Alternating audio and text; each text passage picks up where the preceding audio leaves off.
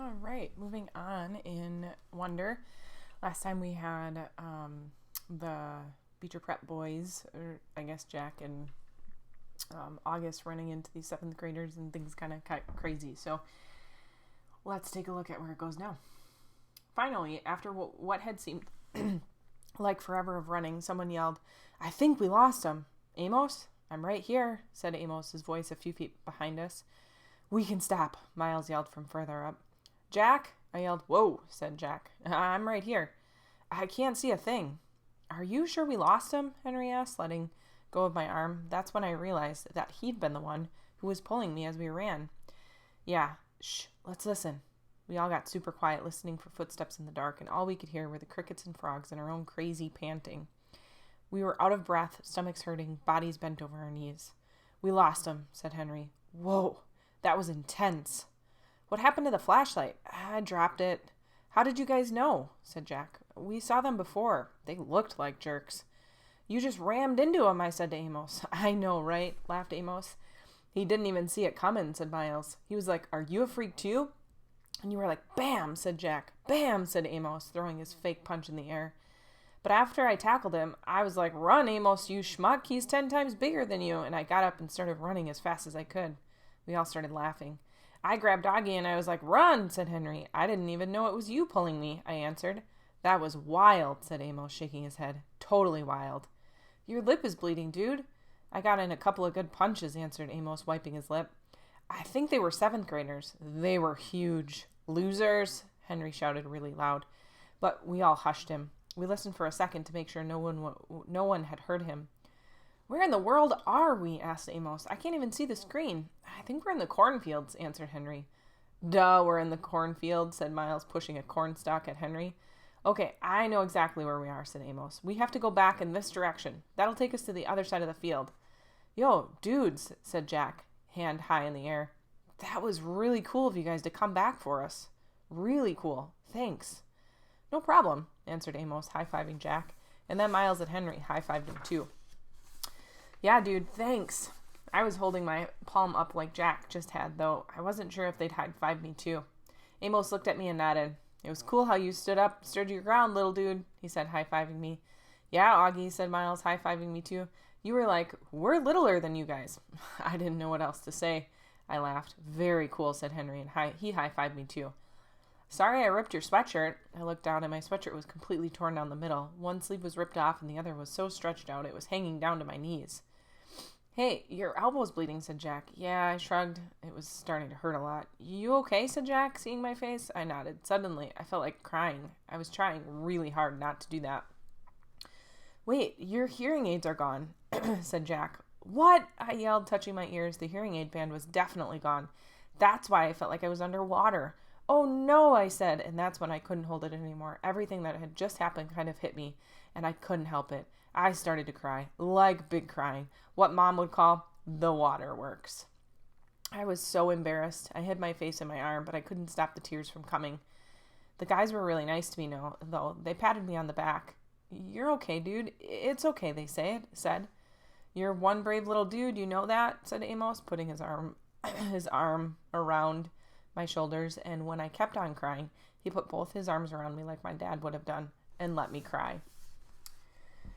The Emperor's Guard. We backtracked through the grass for about good 10 minutes and to see if we could find my hearing aids, but it was way too dark to see anything. We literally had to hold on to each other's shirts and walk in single file so we wouldn't trip over one another.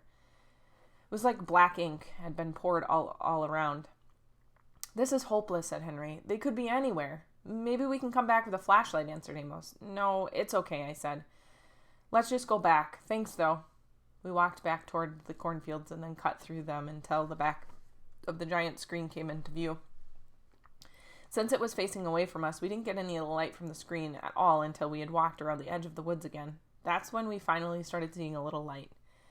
There was no sign of the 7th graders anywhere. "Where do you think they went?" said Jack. "Back to the food truck," said Amos. "They're probably thinking we're going to report them." "Are we?" asked Henry. They looked at me. I shook my head. "Okay," said Amos, "but little dude, don't walk around here alone again, okay?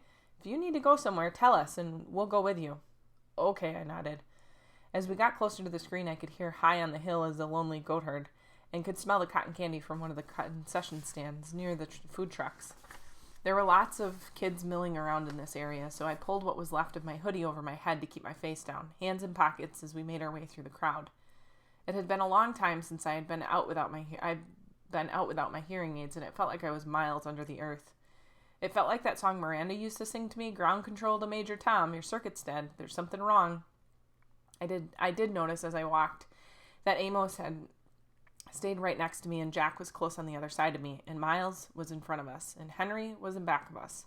They were surrounding me as we walked through the crowds of kids, like I had my own emperor's guard. Sleep. I stopped there. Then came out of the narrow valley at once. She saw the reason.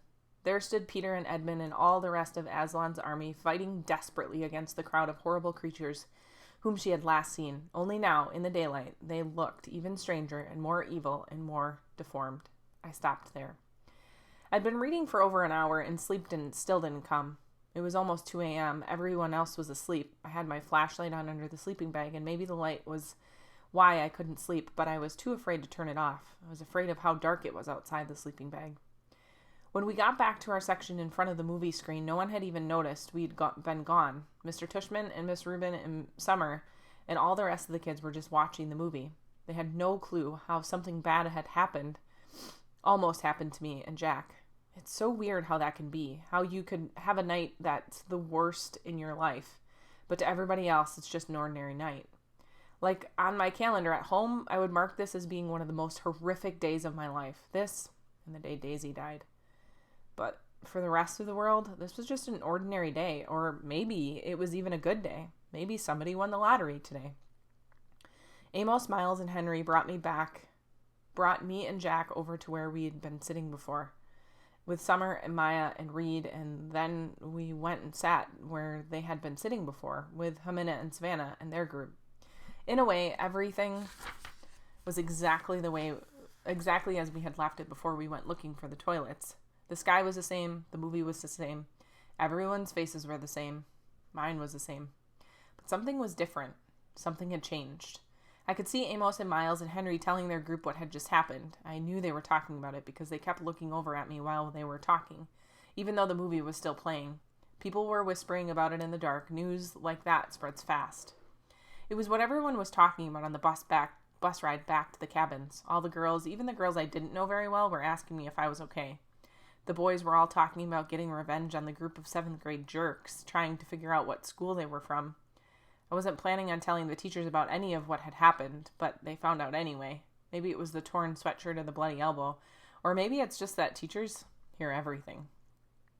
When we got back to the camp, Mr. Tushman took me to the first aid office, and while I was getting my elbow cleaned and bandaged up by the camp nurse, Mr. Tushman and the camp director were in the next room talking with Amos and Jack and Henry and Miles, trying to get the description of the troublemakers.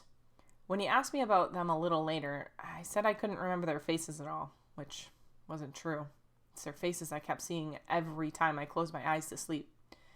The look of total horror on the girl's face when she first saw me. The way the kid with the flashlight, Eddie, looked at me as he talked to me, like he hated me. Like a lamb to slaughter. I remember Dad saying that ages ago, but tonight, I think I finally got what it meant.